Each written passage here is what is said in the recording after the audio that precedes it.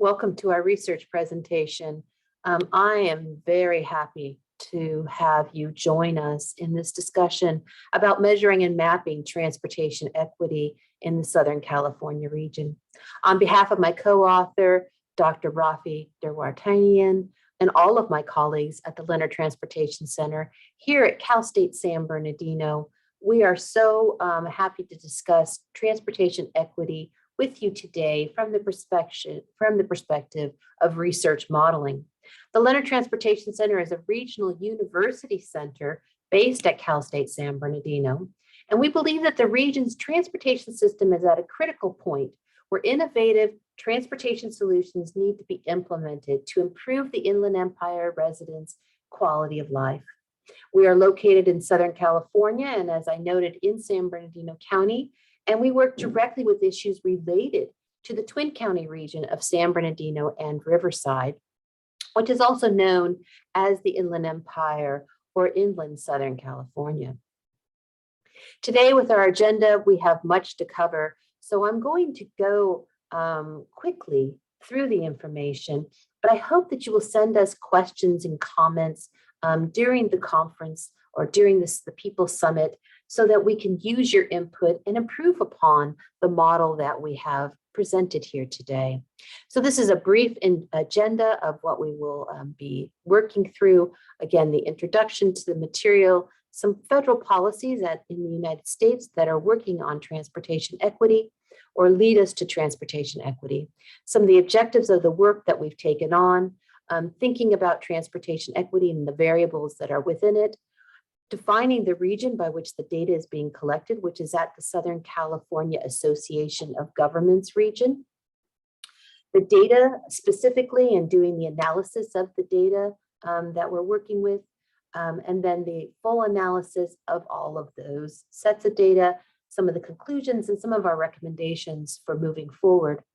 So with this introduction, really thinking about the transportation systems in today's world, that we have all of these new innovations, electric alternative vehicles, fuel vehicles, the autonomous vehicles that are coming for, infrastructure build out for making biking more amenable in communities, carpooling that occurs, public transit, and the innovations and build out of bus and rail routes, as well as other travel modes that are coming forward within today's 21st century innovation period. This can lead to considerable economic, environmental, and health benefits for the people who live within the regions that encompass these new innovations or technologies. And these also have the possibility of increasing transportation equity within the system itself. So equity is also seen as justice in many contexts, and is defined as a normative condition in which no person or group is disadvantaged by the lack of access to the opportunities they need to lead a meaningful and dignified life. There are really two types of equity when we think about within the systems or within a public system. And one is vertical equity, which is really that social equity. And it aims to provide services to those who need them the most.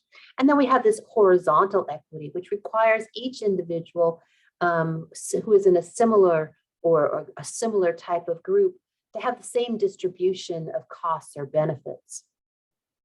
Some of the policies that have been passed at the federal level in the United States, specifically to equity, include the Civil Rights Act of 1964, the National Environmental Policy Act of 1969, the 1994 executive order by the Clinton administration, that's Executive Order 12898, which the federal actions to address environmental justice, so really being environmental justice to these communities.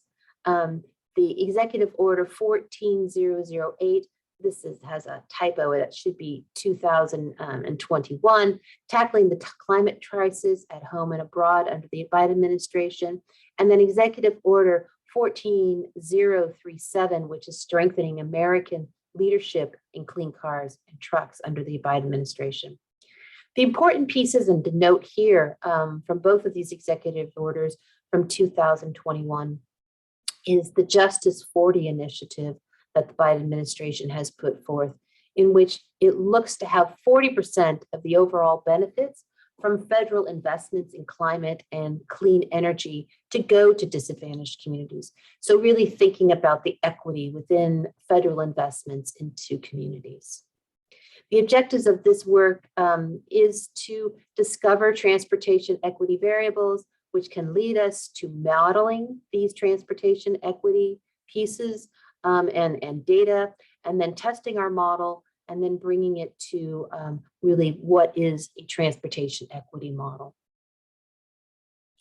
So thinking about equity, we have equality where everyone receives the most, but equity is where some might receive additional pieces to help them, the additional goods to help them meet their needs and have that equality.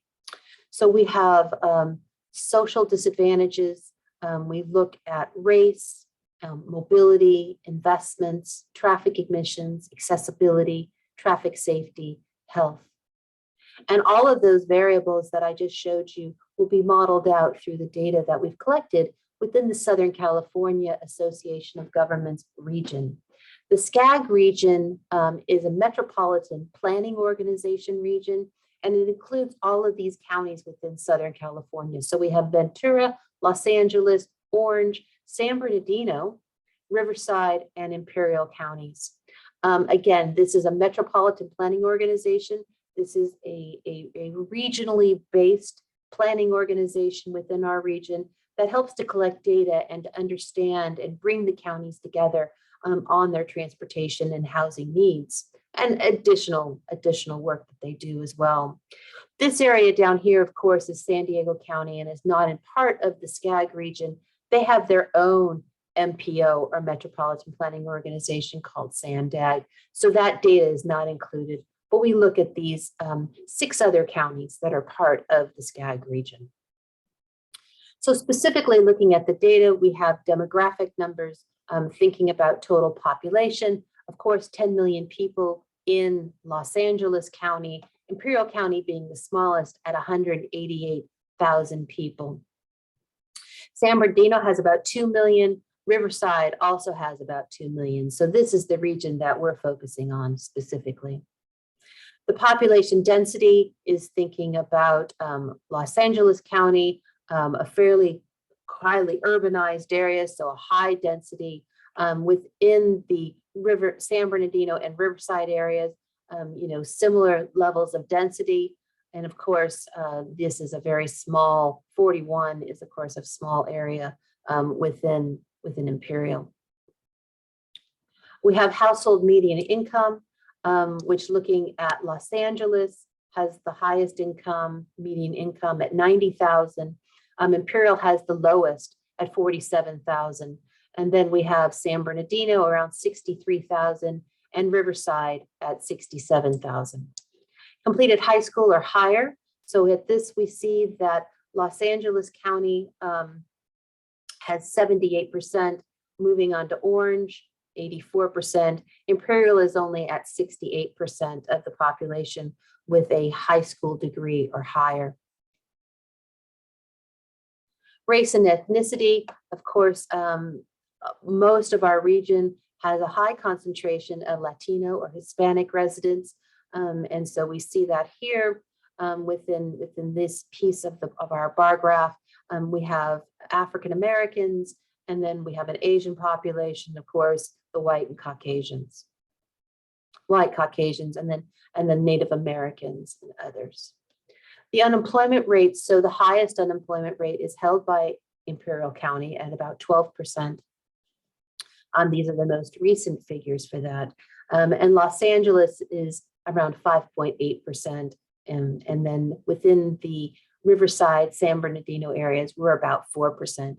So unemployment rates have gone down in this, returning to normal, moving out of the pandemic conditions.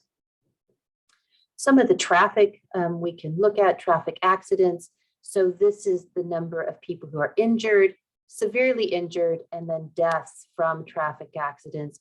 For Los Angeles, we have Imperial, of course, San Bernardino, Riverside, and then Orange. So you'll see these differences. And of course, these data are going to be indexed and worked with in just a bit. This data, this chart shows us the on-road emissions. So criteria pollutants from vehicle emissions. And of course, we have NOx within the region, PM 2.5, PM 10s, the methane gas within the region, the N2O, the nitrous oxides. This is the reactive organic gases, and this is total organic gases. And then we have, of course, the sulfur dioxides, which is fairly low, and ammonia within the region. This provides the emissions for CO2 and CO. So the carbon dioxides, high concentrations of carbon dioxides within our region, of course, dominated by Los Angeles, and carbon monoxides. Transportation investments we see for each of the different communities that we're talking about, or the counties. We can see that within Los Angeles, there's a fairly strong distribution between federal, state, and local dollars. Within Orange County, San Bernardino, and Riverside County, a higher concentration of local dollars that are used in transportation investments. Within Imperial County and Ventura County, a higher level of state dollars.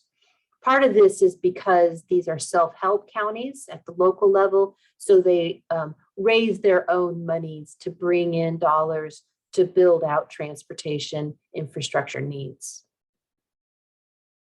The mobility or access to work, and then how do people travel, basically, is what these charts are showing us. And we see that it is highly concentrated by people driving alone. So this larger piece of our pie in all of our communities and all of these counties is driven by people who are driving alone. And of course, within Southern California, seen as a automobile culture or a place where, accessibility through public transit is not as good, or is not as available as we see in other parts of the world, really dominates, again, this piece of needing to drive alone to get to work. And we also have a number of folks who use carpooling as a way in which they can get to their locations.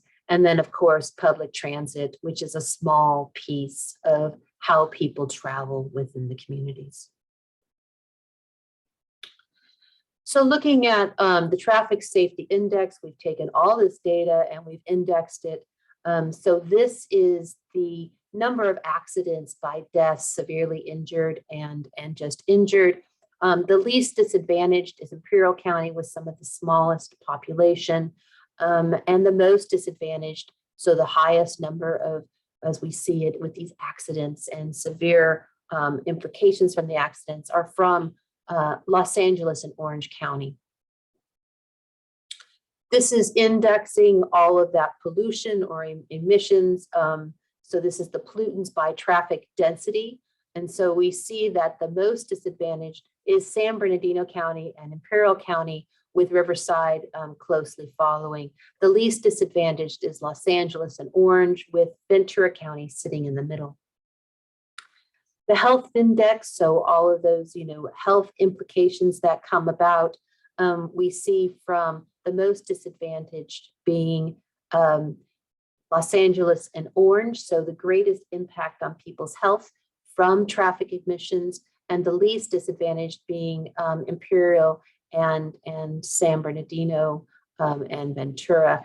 And that's primarily just based upon, again, the number of people and how the system works. The investments, so the least disadvantaged is Los Angeles, which we saw within that data, and the most disadvantaged being Imperial and Ventura. And then the accessibility to work, so the ability to, the ability to travel by public transportation, walk or bike, taxi cab, some other way than just driving alone the most disadvantaged is Riverside and San Bernardino counties. And then this is our social disadvantaged index. So this is really that dependent variable that we have, in which we have migrants, 30% of income to rent, and unemployment, and the median income. And so the most disadvantaged from this social disadvantaged index that we've put together, again, looking at the variables of immigrants, the 30% of income to rent, unemployment, and median income, is at San Bernardino and Riverside counties, with Imperial following, shortly behind. So some of our conclusions that we have today is that transportation equities within the region are high. We have a car-dominated transport system that has substantial negative impacts on health. There's a substantial distribution in transportation dollars and investments within the region. There are many shortfalls when it comes to non-car means of transportation to commute to work. There's a $40,000 difference in median income in the region. And there's a high emission percentages caused by on-road transportation. So some of our recommendations from this initial work that we've done on transportation equity is really to enhance the competitiveness of public transportation or public transit in the region, to promote additional equity, to allocate traffic resources rationally to promote regional equity, really thinking about how we can reduce the amount of air pollution emissions within the region, and also to improve the efficiencies within the system. Those kind of go hand in hand together. We need more investments for the inland areas of California by state and federal agencies. So really thinking about the equity within those investments themselves. And then finally, really bringing this back to this idea of new innovations and moving forward the conceptualization of mobility as a service, so that we rethink, we reframe what mobility means within our region, and move it from that traveling alone in a vehicle to moving it towards a more shared mobility, and making it accessible to all to get to their places of work, as well as access additional services that are primary to quality of life, such as health and such. We invite, again, any comments. This is a preliminary sort of presentation on the work that we're doing. And we know that there's a bit of, modification that needs to be done and tweaks and such. And we invite those. We invite you to give us your feedback, send your comments, send us any questions, and we'd be happy to engage on the work that we're doing. Again, thank you for joining us today, and we look forward to having some meaningful conversation with you all about transportation equity within our systems.